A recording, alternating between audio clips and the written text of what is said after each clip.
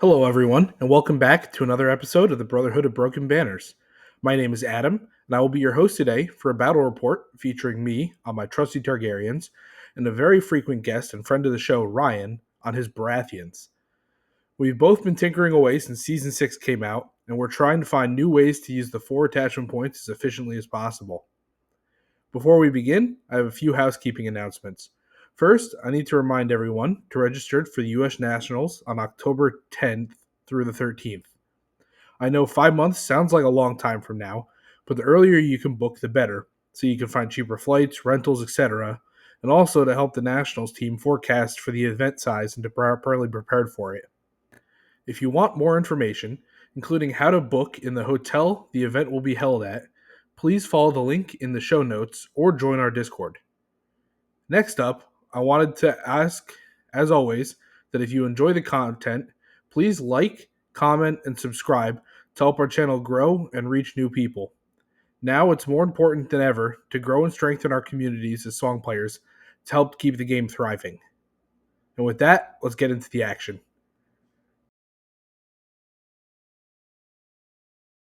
I'm playing a list for a commander I have a soft spot for, Barristan Selmy.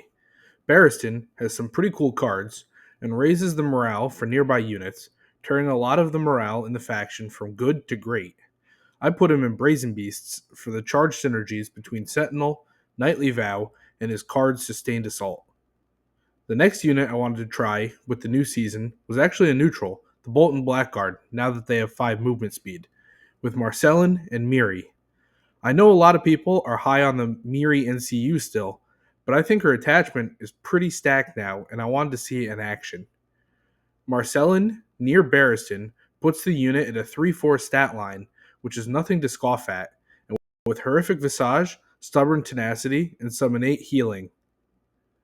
Belwas seems to go pretty naturally in the Pit Fighters. I wish there was a good attachment that gave healing to put out there, but since Gahaz's order overlaps with the Pit Fighters, I wanted to avoid that for now. Pit Fighters at 5 are a very efficient unit that the opponent has to respect. Next up are the Dothraki Veterans with the newly reduced Recaro. I wanted more Sentinel to use Sustained Assault with, and a cavalry unit to threaten a large portion of the board. I also figured they had additional synergy with the NCU suite I wanted to run for Quickfire. Finally, I'm running the Solo Jorah, who got a small glow up last patch, giving additional tactics cards. Honestly, I'm usually more interested in his other versions, especially the melee attachments, but I needed a 4-point unit, and he synergized with the veterans and with units with Sentinel. For NCUs, I chose Quaith, Dany, and Hisdar. I think Dany is pretty self-explanatory, and Quaith is a very useful NCU to push your opponents into awkward situations. Hisdar is one of my favorite NCUs, as he provides passive value no matter which NCU is activating. Ryan is running a bit of a novel list, going for a 5-2 activation split. He starts the list relatively typically with his chosen Renly, King in the South, and Stag Knights. This late game powerhouse is there to clean up the mess in the later rounds, and with Resilience, along with Swift Strike from Renly, gives you the tools to get there. Next up is a pair of units, Highgarden Pikemen with Courtney Penrose, and the Crownland Scouts. Between these two units, Baratheons get basically an entire extra maneuver worth of movement, which is huge, letting Ryan react to the board as it develops and resisting being pinned down. The pikemen in particular can set up nasty charges, with Courtney giving an extra dice, auto 6s, and coordinated assault adding an extra 3 hits. Next are the Baratheon Halberdiers with Brienne. Battle Scars continues to be an excellent ability in Season 6, and being able to add it for 1 point to your additional attachment points is a steal. Halberdiers try and taunt your opponent into charging them, and Brienne helps make it so you're still hitting just as hard in that situation as if you did the charging. Last up for combat units on Ryan's side are the Thornwatch with Emmon. I'm not gonna lie, I had no clue Emmon existed before Season 6, but reading his card, it's clear that Ryan is trying to make it super frustrating to try to fight the Thornwatch, as they'll just deal wounds, slap you, run away, and heal up. Ryan's 2 NCUs are both powerful, the Tyrant Olenna and Tycho. Olena ruins your opponent's day, who is trying to use fun NCUs for themselves, and Tycho's there to undo any damage your opponent managed to do to your heavily armored units.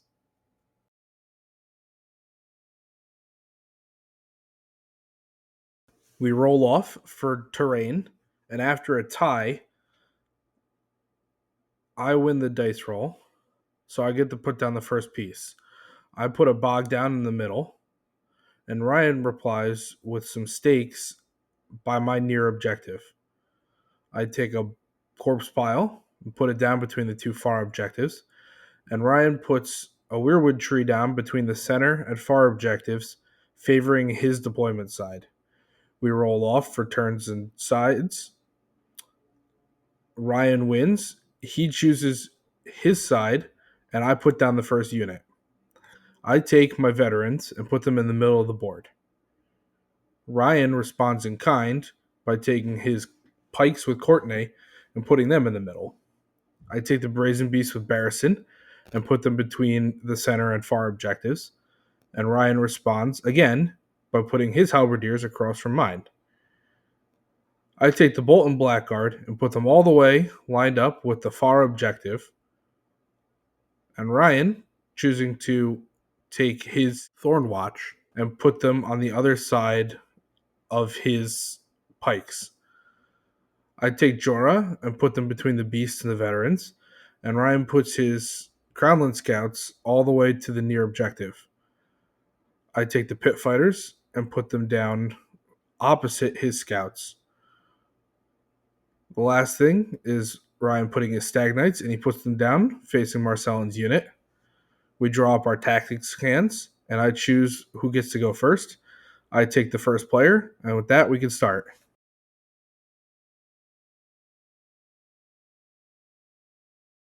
I start the round by activating Hisdar and claiming the horses. I use him to slide the Blackguard forward the full 5. Olena then is activated, and she claims the letters. She makes it so that Danny claims his own. He does hits and puts a condition token on a unit. He then weakens the Berries and Beasts. I think for a minute, activate Danny, and claim the bags. Ryan uses the effect to deal a couple of hits to my pit fighters, and even manages to plink off a wound. However, I immediately use the bags effect to heal it all back, and then use Danny's influence to get rid of the weaken token on the Brazen Beasts. Ryan uses Tycho to claim the crowns, tries to panic zap the Blackguard to no success. I activate the Blackguard and move him up.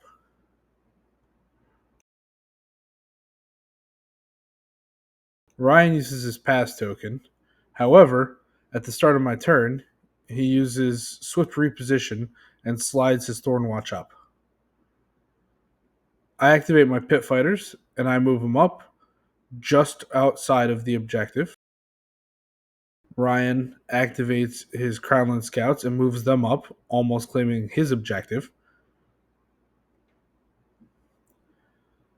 I activate the Brazen Beasts and move them up. At the start of Ryan's turn, he uses his Mark Target and he marks my Pit Fighters. He then moves his Thornwatch up, starting to threaten them. Next up is Jorah, and he's going to scoot forward. Ryan's going to activate his Halberdiers and march them up.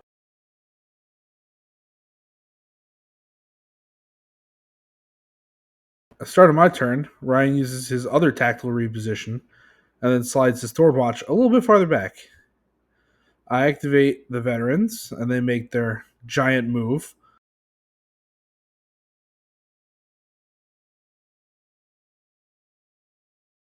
Ryan activates his Stag Knights, and he marches them forward.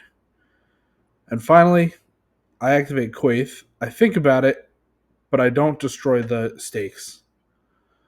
Last activation for Ryan, I use a Quaith token, and I mark down his pikemen. Ryan decides not to give me a move and doesn't move the pikes at all, and that's the first round.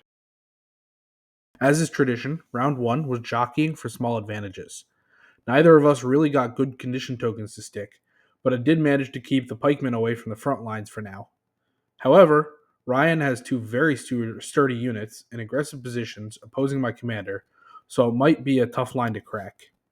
At the start of the round, Ryan takes Olenna and claims the swords.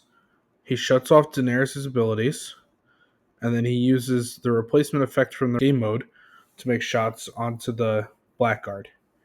4 hits, but I managed to save them all. I then activate his Dar and claim the letters. I use his ability to only draw 1 tactics card, and I put a weakened and a vulnerable onto the Stag Knights. However, Ryan has Stag's Wit, and he bounces off the weakened token. Ryan activates his Tycho, and he grabs the horses, and slides the pikemen up a little bit. I activate Jorah, and I move him up to be within long range of multiple units. Ryan then tactical repositions his halberdiers forward. And this is where I think I got a little too aggressive. I activate the veterans, I move them up, and I quick fire at the halberdiers using Jorah's scout openings for rerolls and precision. 2 wounds and 3 hits on the halberdiers. Ryan saves all 3. However, from the precisions, he takes a panic, auto-failing it for 2 extra wounds. I then declare a charge onto the halberdiers. I make it, and I'm auto-in, so I landed to the front, fully facing. 1 more precision hit, and 6 additional hits. Ryan blocks 4 of those, but he passes the panic check. Ryan then uses Baratheon Justice and gives them a vulnerable token. The start of Ryan's turn, I use a swift reposition on the Blackguard and slide him over a couple inches. Ryan also has a start of turn card, Knights of Summer, targets Renly's unit. Look at those stags. I make a roll and fail, taking 2 wounds. Ryan then activates his halberdiers and makes a standing attack. Battle Scars gives vicious and rerolls. Thanks, Brienne. Look at those stags again. With a vulnerable token and sundering, I take another 6 wounds, but manage to pass the vicious panic test. I then pop Sentinel and move the Brazen Beast sub. Ryan uses his other tactical reposition on my turn to slide his Thornwatch forwards. I activate the Brazen Beasts, and I bravely charge into the Stag Knights. It's auto-in, and I don't roll the sword early, so I snap to the front. I use Fire and Blood to get the rerolls, and then I use the Brazen Beast's ability to get +1 dice in crit blow. I roll 6 hits, and Ryan pops his resilience, only taking 1 wound, and passes the panic check through a reroll. He uses his other Knights of Summer to keep the morale checks going. He passes, obviously. The Beasts pass their checks, and the Veterans pass their checks. Ryan activates the Stags, realigns, and makes an attack. 6 hits, 2 saves, pass the panic check. Danny claims the bags, restores 3 to the vets, and wants the Brazen Beasts, thanks Hizdar. Ryan slides the pikemen forward. I spin the pit fighters around a bit. Ryan moves the Thornwatch back up to the center of the board. Start of the turn, I use my other swift reposition, and I move the Blackguard even further out.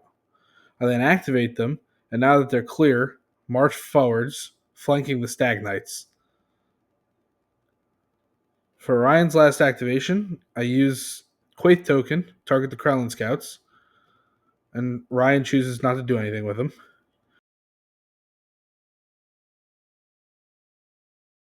And then finally, I use Quaith. I claim the crowns and successfully deal 3 wounds to the Thornwatch with a failed panic check. At the end of the round, we roll off for the 2 points that I'm holding. I take 5 hits on the Blackguard, 3 wounds, ouch, and 3 hits on the Pit Fighters, taking 2 wounds. Round 2 saw me take a small lead, but at what cost? I seem to have made the fatal mistake against Baratheons, lining up mano a mano against them. I was hoping Ryan took the bait with the Quaith token to let me get one of my units free and to get into a better position, but no dice. Ryan, on the other hand, seems to have a plan, and that involves his Thornwatch dancing around in the middle of the board. Ryan does have the bulk of my army enclosed by his, and my pit fighters are sitting idly behind some not-so-sturdy stakes. Start of the round, Ryan immediately pops Tycho and heals the Halberdiers up 5, unfortunately. I activate Danny and claim the horses. She influences the Brazen Beasts to give them rerolls, and Jorah moves out of the Thornwatch and Pikeman's reach. Ryan activates Olenna, turns off Danny's abilities while claiming the swords, and Renly's gonna make an attack into the Brazen Beast with Ars of the Fury. Ryan lands 8 hits, and I'm only able to save 1. I use Legendary Boldness to block 2 additional hits and pass the panic check automatically. I then play Victory Comes Hard on Barristan, activate them, and declare a retreat, which is a bit of an odd combination. I roll high enough to hop over Jorah and land out of the combat, but it does leave the Stag Knights free. So Ryan activates them and immediately charges into my Blackguard. He lands a charge and triggers a Horrific Visage, but he passes that no problem. He lays 10 attacks into me due to crit blow, and I only save 6 of them, but then pass the Viscera panic check, healing me 1 back and dealing 1 to Ryan from Stubborn Tenacity. Start of my turn, Ryan uses Tactical Reposition to slide the Thornwatch towards the Pit Fighters. I use his dart to grab the bags, healing up my Brazen Beasts a bit.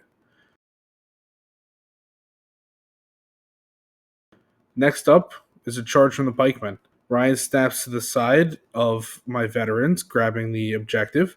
No rerolls, but 3 extra hits from Coordinated Assault. Mighty 9 hits, and a really bad defensive roll means I just die right there. I pop Sentinel to get onto the objective, while Ryan surges forth. Then Jorah activates and hides over in the corner. Ryan activates Tycho and grabs the letters, slowing things down. He weakens the Brazen Beasts in case they were going to be a threat. And at the start of my turn, he tactical repositions his Halberdiers forward. I also started a friendly turn, use Scout Openings onto the Stag Knights. Blackguard activate, making a melee attack. Miri heals them up 1. My turn to roll hot, 4 wounds and 1 hit into the Stags. Ryan doesn't use Resilience, although he might as well have, and fails the check. Ryan does pass the panic, so he plays Baratheon Conviction, healing 2, putting out a weakened token, and I believe you should have made me take a panic, but we missed that. Ryan activates the Halberdiers and declares a charge onto the Brazen Beasts. He managed to roll the charge and avoids the corpse pile. Poor positioning on my part. Vicious rerolls 4s for 6 hits, but I get my own hot rolls and save 4 of them. However, I fail the panic check, dropping Victory Comes Hard and losing the last wound in the rank. Quaithe panic bombs the Thornwatch, which they pass. Ryan activates the Thornwatch and shifts 1 inch up to shoot my Pit Fighters. 5 hits Sundering, and after a vulnerable, all 5 wounds. But I do pass the panic check. I don't see a lot of other options, so I activate the Pit Fighters and scoot around a bit. Last up, Ryan scoots his scouts onto the objective finally, just in time to score. We go to scoring, and do Ryan's scouts first.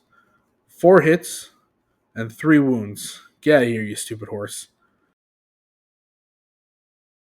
Marcellin takes 3 hits, 1 wound. Pit Fighters also take 3 hits, and they save 2 of them as well. End of the round has a score of 4-3, favoring me, but maybe not for long. Right now, I have a small point lead, but most of my trades are a swing or 2 away from death. Ryan has the center of the board well under his control, and his 5-point infantry just obliterated my 8-point cavalry. I'm hoping my Blackguard can hold the point and protect Jorah for a turn or 2, but Ryan does go first. You guys can see the timestamps, so you know this will be a quick one. Start of the turn, I play Blood of the Dragon onto Marcellin's unit. Ryan activates Olenna, grabs the swords, and shuts down his Dar. He targets the Stag Knights to have them make an attack into the Blackguard, and he uses the new Sustained Assault, giving him rerolls, highest attack die, and gives me vulnerable. He lands 8 hits, and after a vulnerable, I only save 1 on my 3-up armor, leaving just Marcellin on the tray. Panic check at an 8 is failed, and that is a dead unit. Ryan surges on top of the point, and I realize the rest of the game will be me trying to not die, so I offer a concession to save some time. Yeah, I probably could have not bothered showing that part, but I figured as much of the footage as I took, you guys get. The curse of the blood of the dragon lives on. But more seriously, I think a few things were clear from that game. First, Ryan outplayed me multiple times, not taking objectives and instead whittling down my army. I never got a chance to shoot his units with the zone replacement, even though I was up in NCU. It's clear he thought ahead with a lot of his maneuvers. Great job, Brian. I positioned poorly. I noted it a bit in the game off mic with Ryan, but I put my defensive unit in the corner because I was more worried about the game mode than the army in front of me. There's probably a metaphor in there somewhere, but in the future, if I build a list around a tanky unit, that tanky unit should probably be in the thick of things, not on the side flanking. On top of that, I think there were a few sloppy plays on my part, using tactics cards ineffectively, and of course, the early game face charge against Baratheons. Yikes. I did like some of the interactions, and I want to run this list back, maybe with a swap of an NCU, as I was sorely missing a zone replacement. Well, thank you all for tuning into this battle report. I hope everyone has been having more fun games than I just did. Please let me know what's been working for you so far this patch. I'm curious to hear what people have been running.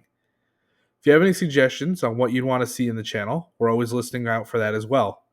Again, I want to shout out Nationals. The entire Broken Banners crew would love to put some faces to usernames, so comment out if you can. Thank you all again. Have a great day, and I'll see you on the next episode of Brotherhood of the Broken Banners.